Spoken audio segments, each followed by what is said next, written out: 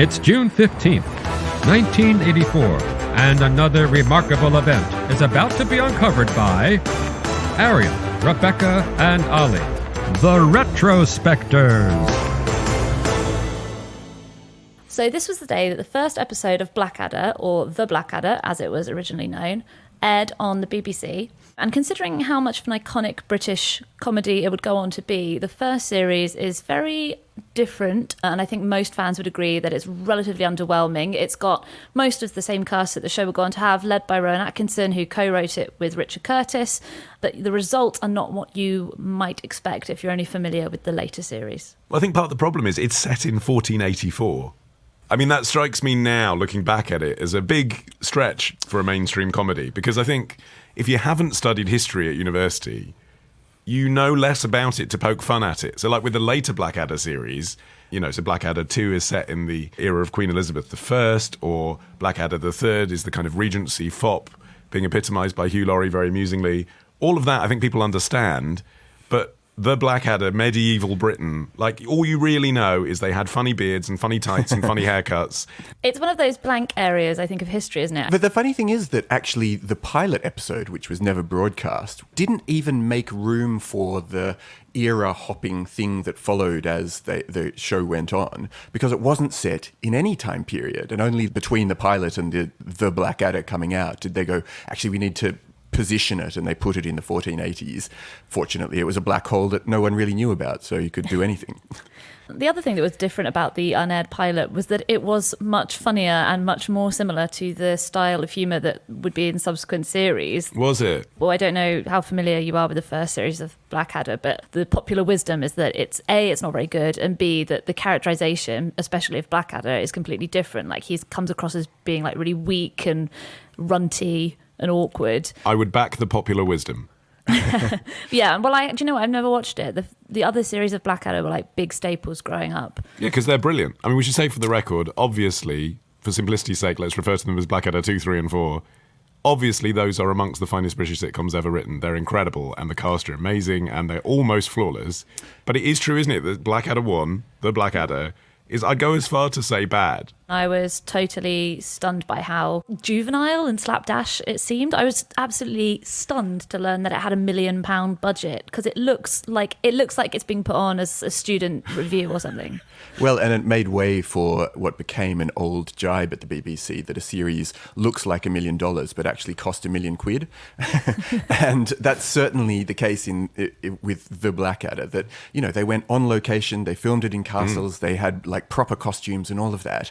And yet the scripts are a bit underbaked, and some of the good things that are discovered later on, like the sort of character of Blackadder that then runs through the subsequent series. And Percy and Baldric, right, who aren't really that clearly delineated here either. Yeah, and in that first series, for example, Baldric, who goes on to be his sidekick, is the smarter one of the pair of them, and meanwhile, the Blackadder is a bit snivelling and rubbish, and and has that sort of inverted, what becomes inverted. So Baldric is stupid and he's wise.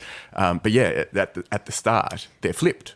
And the story behind it is weird, because you could easily go in thinking, oh, they didn't really draw the characters out properly and then they worked out how to make them funnier. But because there is this unaired pilot where Blackadder is more sardonic and dry and Baldric is the stupid one, it makes you think, how on earth did they get away from the winning formula? And in subsequent interviews, Richard Curtis, who co-wrote all 4 series of Blackadder, has subsequently said that they wanted the Blackadder character to be more complicated, like that they wanted to develop him over time.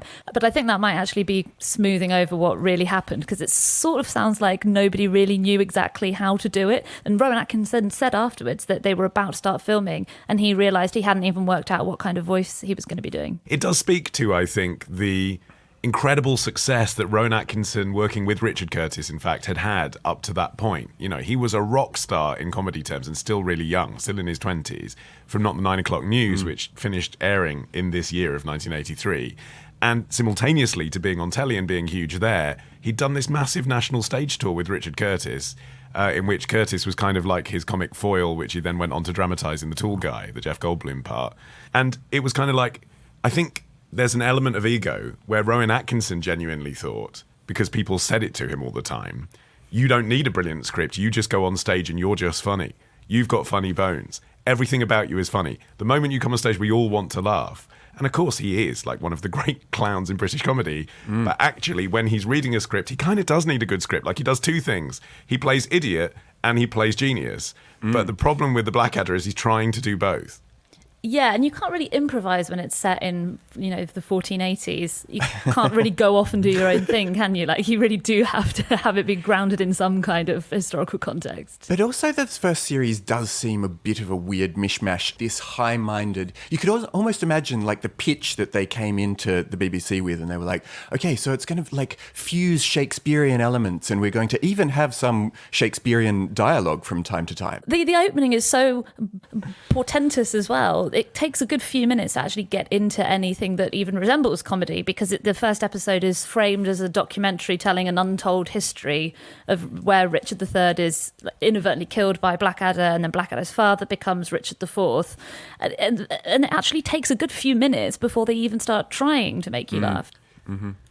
It's that sort of Oxbridge privilege thing of kind of like, just trust us, we're cleverer than you. Like, we've read lots of books, so we're going to make some historical jokes, and it doesn't matter if you don't get them, or you'll believe that they're coming from the right place because we're clever. And that kind of permeates through it as well, doesn't it? Like, you'd almost need the footnotes to get the jokes. Yeah, it is a little bit smug, and I have to say, rewatching in recent years, even though I do still enjoy it because I watched it a lot growing up, I can see that through the whole show, to be honest. No. Heresy. It is and be dripping quiet. with a bit of smugness. No, don't be ridiculous. It is a bit self-referentially clever. Who was it that did? There was somebody who did a sort of just a throwaway joke about being, I'm the cleverer than the fox who studied fox studies at the University of... As cunning as a fox who's just been made professor of cunning at Oxford University, yes. Yes. One of the great lines of British sitcoms. What about it? Yes, no, I'm saying that there's someone, I can't remember who it is now. As happy as a Frenchman who's just discovered a pair of self-removing trousers. That kind of thing. There's like a comedian who basically just did a few take-off lines in that style, and you're like, yeah, it is a bit lame when you put it like that. No, because they created that. It's very easy to be smug about it now. Once we're super familiar with it, then you can start to, just do it over and over again, and we can all laugh about the fact that we all get it because we've seen it a million times. But at the time, it was innovative. It is worth remembering that for this era and for about 10 years afterwards, all of these guys were called alternative comedians, right? That's what this entire generation of comics were called. And being described as such for that long, I wonder if internally they almost felt themselves that their shows had to be somehow edgy and unexpected and different because they were the alternative comedians. Whereas actually, like, The Blackadder, it might as well be a carry-on movie. It's basically carry-on medieval, isn't it? It could have the two Ronnies in it. It is just, let's put on some silly beards and tights and jape around, which is absolutely mainstream BBC One comedy, but it's like they won't allow themselves to do that. It's also astonishing to think of Rowan Atkinson as being an alternative comedian now that he has also been Mr. Bean, and like the scale of Mr. Bean is so huge. And I was thinking about that as well in relation to this, which is one of the sort of great comedies that he's known for. But it's always going to be secondary now to Mr. Bean, which as of October 2018 received YouTube's Diamond Play button for surpassing 10 million subscribers, which is amazing in itself. It's among the most watched YouTube channels in the world with like more than 6 billion plays. It's just an enormous show. And big as Blackadder has become, Mr. Bean is kind of Rowan Atkinson, and he's not alternative anymore.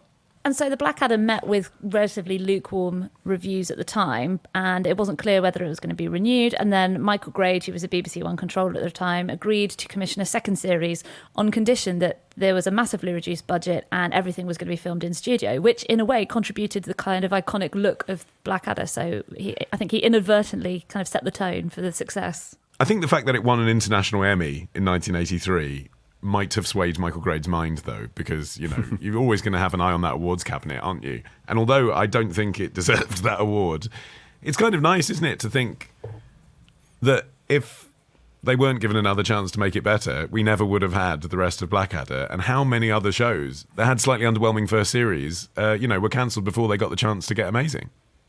You think that we should just go around handing out Emmys to underwhelming programs on the off chance that the right controller will see it and renew the series in case it gets good? I think basically if you're not enjoying the podcast now, check back in 6 months. That's what I'm saying. Don't judge too early. Tomorrow. There was so much human misery. It's easy to see how the average person just didn't have the emotional energy to worry about animals. Love the show? Support the show. Patreon.com/retrospector. part of the Acast Creator Network.